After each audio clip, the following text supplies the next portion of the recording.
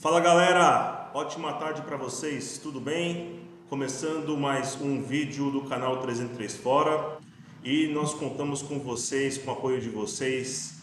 Deixem o like, comentem, compartilhem, se inscrevam no canal, ativem as notificações e bora lá, tá bom? Vamos falar aí do desempenho, das estreias dos três grandes de São Paulo nos campeonatos continentais, né? E aí, vamos falar do Corinthians, primeiramente. Bruno, Luiz, boa tarde, amigos, tudo bem? Boa tarde, beleza, galera? Vamos aí falar um pouquinho dos grandes de São Paulo aí. Bora! Beleza. Fala, galera. Tudo bem com vocês? Vamos abrir aqui, então, como o Tiba falou, começar aí pelo Corinthians, que jogou na terça-feira, estreou na Sul-Americana. Foi um jogo decepcionante e revoltante para o corintiano, que ficou 20 dias aguardando ver uma boa atuação e nada disso a gente viu, tá? O Corinthians não conseguiu emplacar boas jogadas, não conseguiu desempenhar um bom futebol, né? Na minha opinião, o Antônio Oliveira também mexeu mal, fez 1-0, estava com cara de quem fosse segurar aí uma vitória fora de casa. Mas aí o glorioso Racing de Montevidéu conseguiu fazer um gol aos 40 minutos, se não me engano, no segundo tempo, e decretou 1-1, tá? Bom, primeira rodada do grupo, o Corinthians ainda tem chances, mas esse time do Racing não vai brigar pela vaga, para mim só vai atrapalhar quem briga, então o Corinthians perdeu 2 pontos, na minha opinião. Revoltante, todo corintiano não gostou, se sentiu muito, entre aspas, traído por esses 20 dias que a gente esperava coisas boas e não veio. Então, eu vi só os melhores momentos. O que estranha é isso, né? Fica 20 dias treinando. O que mais os treinadores cobram é tempo para trabalhar, tempo para descansar. Aí o cara tem 20 dias, enfrenta o Racing, não joga nada. Cara, por isso que eu falo, é uma coisa assim que, tipo, precisa jogar toda quarta-feira mesmo, cara. Porque não dá, não é possível.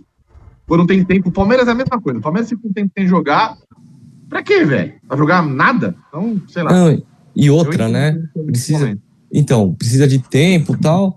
O que o Carille teve de tempo no Santos, né? Vamos lá. Não teve, trocou diretoria, trocou jogador, trocou todo mundo.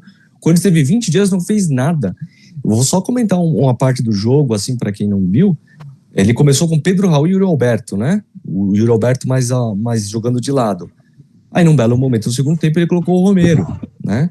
E ele colocou o Romero na referência do ataque. Manteve o Yuri Alberto lá afastado pela direita. Eu não entendi isso daí. Professor Pardal, né? Essa é a realidade. É inacreditável. Mais do que o padrão de jogo que se pede, as questões táticas, eu achei que o Corinthians ficou devendo na imposição. Tudo era favorável. O time adversário era um time limitado, o campo era um campo legal para o Corinthians dominar as ações. A torcida do Corinthians fez mais barulho do que a torcida local.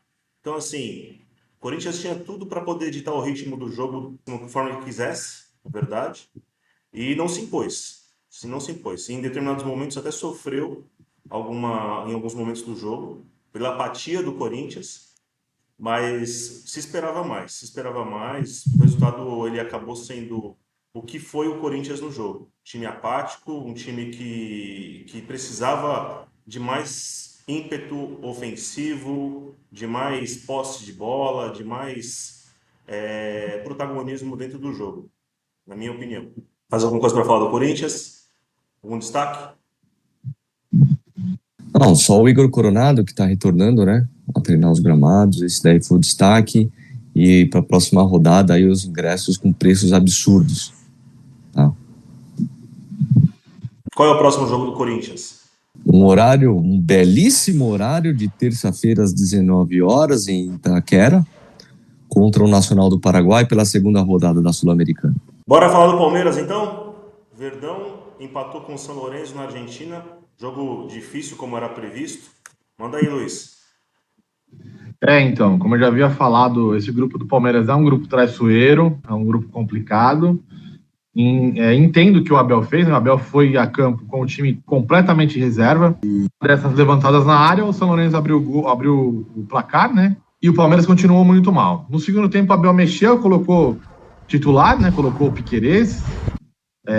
E o jogo, o Palmeiras começou a melhorar, entrou o Flaco também. O Flaco entrou muito bem. O Flaco e o Piquerez entraram muito bem. O Luiz Guilherme também, que não é titular, mas entrou muito bem.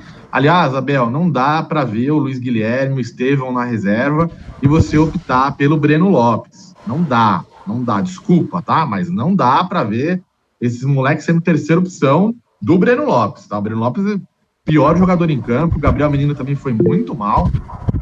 E o Palmeiras acabou empatando com o gol do Piquerez de falta, né? Um belíssimo gol. Teve até chance de virar o jogo, mas também teve chance de tomar o segundo. Então acho que o empate foi bom por todas as circunstâncias.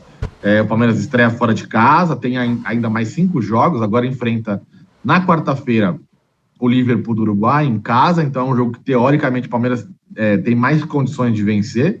E domingo enfrenta o Santos. Você levantou a mão antes de falar da final. Você quer perguntar alguma coisa aí, Tiba? Você acha que o Abel cai naquelas crendices de que o campeonato como a Libertadores da América é melhor você começar o jogo com jogadores mais experientes, mais rodados, mesmo que eles não tenham a qualidade técnica dos garotos?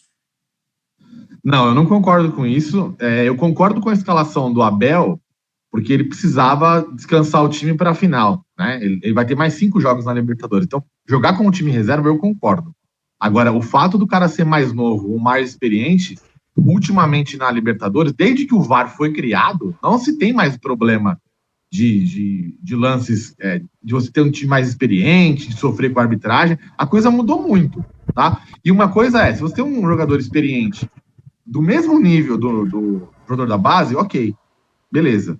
Você pode preferir ficar com o experiente. Agora, se tem um jogador na base que joga muito mais do que o jogador titular não, do jogador experiente, cara, aí é maluquice. É que nem o Bruno falou, né, sobre o Antônio Oliveira lá do Corinthians. Eu tô mais acostumado com o Abel, que já tá há alguns anos no Palmeiras, mas treinadores portugueses têm essa mania de inventar a situação. O Abel inventa essa parada de dois laterais, eles têm esse momento professor Pardal. O Abel tem muita coisa errada que ele faz no Palmeiras que acaba sendo esquecida porque o Palmeiras acaba sendo campeão. Mas tem muita coisa que a gente olha e fala, mano, o que ele tá fazendo, sabe? Então, assim, essa parada do Breno Lopes, para mim, é inacreditável. Só que eu entendo que ele tem uma visão de grupo, que ele prioriza ali quem tá mais tempo. Eu não concordo com isso, tá? Como você perguntou, eu tô falando. Agora, em relação à final de domingo, o Palmeiras descansou seus titulares e deve ir para cima do Santos no Allianz Parque. Todos os ingressos já esgotados, vamos ter aí pelo menos 44 mil pessoas. Acredito que o Palmeiras consiga vencer, vou dar depois o meu palpite, mas não vai ser fácil, tá? O Carille também está se preparando a semana toda, é um treinador que tem essa habilidade de montar retrancas aí, então acredito que o Palmeiras vai ter dificuldade. Acredito no Verdão, mas, como eu falei, acho que vai ser duro. Bruno, quer falar alguma coisa? Foi um ótimo resultado, considerando as circunstâncias, né, que entrou reserva. Plenas chances aí de conquistar a primeira colocação, mesmo sendo um grupo mais difícil, algo que é atípico aí das últimas edições aí do Palmeiras. Então, acho que o Palmeiras conseguiu um ótimo resultado. O Palmeiras ainda deu sorte que o outro jogo, Liverpool Independente del Valle, acabou 1-1. Então tá todo mundo com um ponto. O Palmeiras acabou não tendo um problema nessa primeira rodada, né? Ele passou por essa primeira rodada aí, o plano do Abel acabou dando certo. Sem prejuízos, né? Sem prejuízo na primeira rodada. Isso foi importante para o Palmeiras. Muito bom, o San Lorenzo está na Argentina, como foi também. Eu acho que o Rony estava numa má jornada nesse jogo. Ele que costuma ir bem na Libertadores, ele não estava bem, apesar de ele ter feito quase um golaço de bicicleta lá, que o goleiro quase tomou um frangaço. Mas ele teve condições lá de fazer pelo menos um gol e ele não fez. O Palmeiras também se livrou da derrota mesmo. É curioso, eu vou falar isso também no jogo do São Paulo. O futebol argentino é uma escola de um futebol cadenciado, com passes curtos, e você vê que todos os times têm isso. Mas eles têm uma dificuldade na finalização que é absurda. Eles criam muitas jogadas, por isso que eles chegam muitas vezes para a finalização, mas eles têm muitas dificuldades na finalização. Isso não é de agora, tá? Sempre aconteceu isso com o futebol argentino. Concordo com você. O jogo foi estranhamente aberto, né? O jogo de São Paulo também foi assim, estranhamente aberto. Podia acontecer qualquer coisa. Se o Palmeiras tivesse com o time titular, ele teria vencido, tá? Acho que o Palmeiras teria vencido por uns 2-3-0, porque o jogo foi muito aberto. E o Rony, como você falou, ele perdeu uma chance na cara do gol, uma bola que o Flaco ajeitou para ele. Enfim, mas vamos ver, né? Domingão estaremos lá no Allianz Parque buscando essa vitória, essa virada aí, né? Falar rápido do jogo do São Paulo. São Paulo que estreou ontem na Libertadores da América com uma derrota por 2-1 para o Tajeres em Córdoba, maldita Córdoba. São Paulo não tem se dado bem na cidade de Córdoba nos últimos anos. Perdeu para esse mesmo Tajeres na fase prévia da Libertadores de 2019 e perdeu a final da Sul-Americana para o Independiente Del Valle em 2022. Ontem, o time do São Paulo, que ficou 18 dias sem jogo, né, só treinando, teve como principal novidade a titularidade do Rames Rodrigues no meio de campo. O Carpini optou pela formação que lhe é peculiar, o 4-2-3-1, com 3 meias ofensivos, Rames centralizado, Lucas na ponta esquerda, Wellington Rato na direita. Só que o São Paulo foi se definhando durante o jogo. No primeiro tempo, o São Paulo teve 3 baixas. Tá? No começo do jogo, o Rafinha, que errou um passe, e depois ele corrigiu a cagada que ele fez, e aí ele acabou tomando um pisão, um pontapé na hora do chute do jogador do time argentino, e aí isso fez com que ele saísse do jogo, entrasse o Igor Vinícius, depois o São Paulo perdeu o Lucas, né, aí por uma lesão muscular, absurdamente o São Paulo, lamentavelmente o São Paulo perde mais um jogador por lesão muscular, e no final do primeiro tempo, antes do acréscimo, o Wellington Rato também teve uma lesão no tornozelo, e aí aconteceu o inacreditável. O São Paulo não podia ter mais uma substituição naquele momento, porque são permitidas só 3 janelas por substituição. Se o São Paulo, Carpini, optasse pela substituição do Wellington Rato ainda no primeiro tempo, ele não conseguiria mais substituir ao longo do segundo tempo. Decisão difícil. Então o São Paulo ficou aí 8 minutos no primeiro tempo, com um jogador a menos, porque o Carpini optou em fazer a mudança no intervalo. E aí aconteceu o gol do Tajeres, que mudou a partida. O Wellington Rato saiu, entrou o Eric, que não entrou bem no segundo tempo, no intervalo. O São Paulo acabou tomando um segundo gol por um erro ridículo do Diego Costa, o zagueiro do São Paulo, que esteve numa jornada terrível também. Terrível também. E aí, depois o Rames saiu, entrou o Galopo, entrou o Luciano também no jogo, na parte final do jogo. E aí o São Paulo conseguiu um gol na metade do segundo tempo, que deu ainda as condições para o São Paulo tentar buscar um empate. E o que não veio por muito pouco. O goleiro fez uma grande defesa no final do jogo. São Paulo amarga mais uma derrota na estreia de Libertadores. Era possível evitar essa derrota, na minha opinião. Não coloco tanto na conta do Carpini, depois vocês vão falar o que vocês acham. Eu não coloco tanto na conta do Carpini essa questão da decisão. É uma decisão difícil para se tomar num jogo corrido, num jogo que, como o Luiz falou, de trocação, né? Tanto o São Paulo quanto o Tajeres tiveram oportunidades de gol para poder fazer mais gols, inclusive, mas acabou acontecendo o azar. O São Paulo teve o azar de tomar um gol nos acréscimos do primeiro tempo. E isso, definitivamente, foi determinante para a partida. Tá? Quero saber de vocês o que vocês pensam disso. Cara, vamos lá. Primeiro, mais uma lesão do Lucas, tá? Eu já venho falando isso aqui praticamente o primeiro semestre inteiro. Não adianta ter um jogador desse, caro, tudo bem, joga muita bola, que não joga. São Paulo, ultimamente, não está podendo contar com o Lucas. Segundo ponto, eu não vou mais chamar ele de Rames, vou chamar ele de James. James, não pegou na bola. Reclama pra caramba, quando é escalado não faz nada.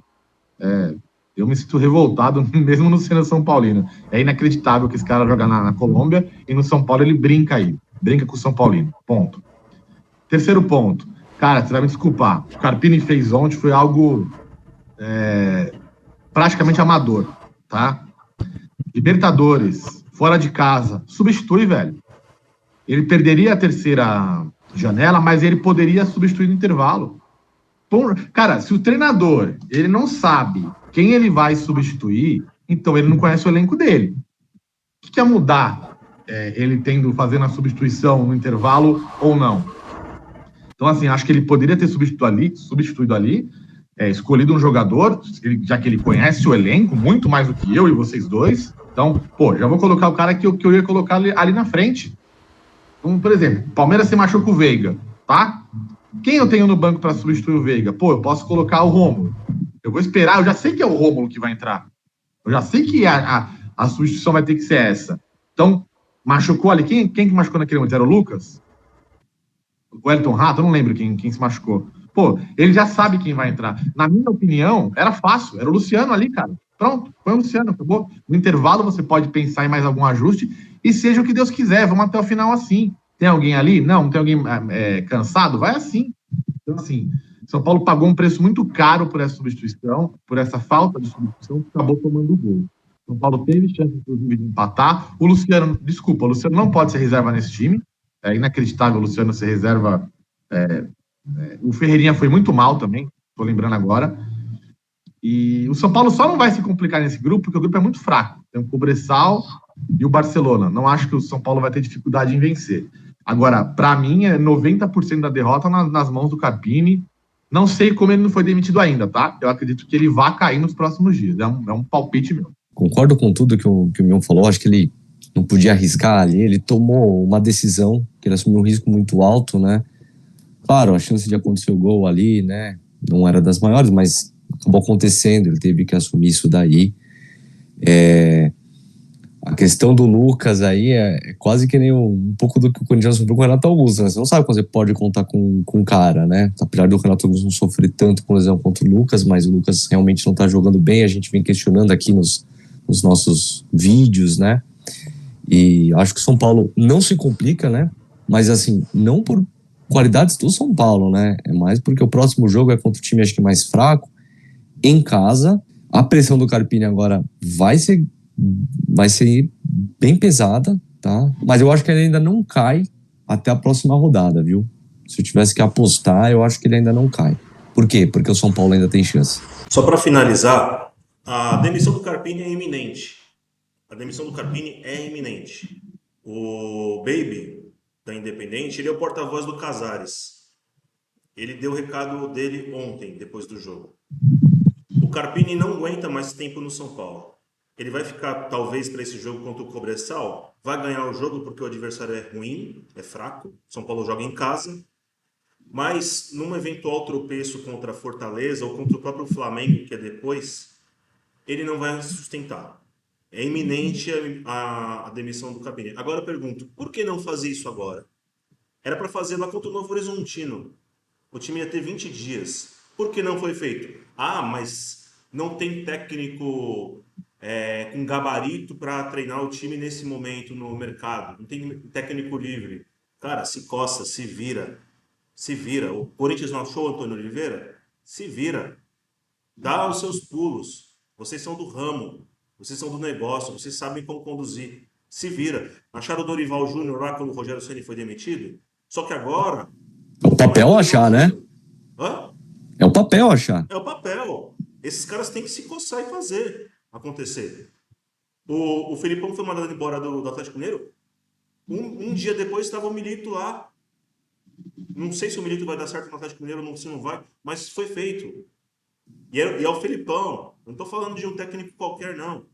Então, assim, vai sustentar isso até quando? Até realmente o time tropeçar na competição e aí não tem mais como sustentar o cara?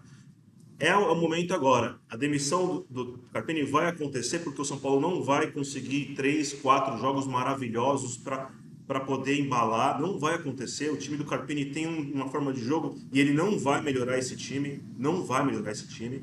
Tá?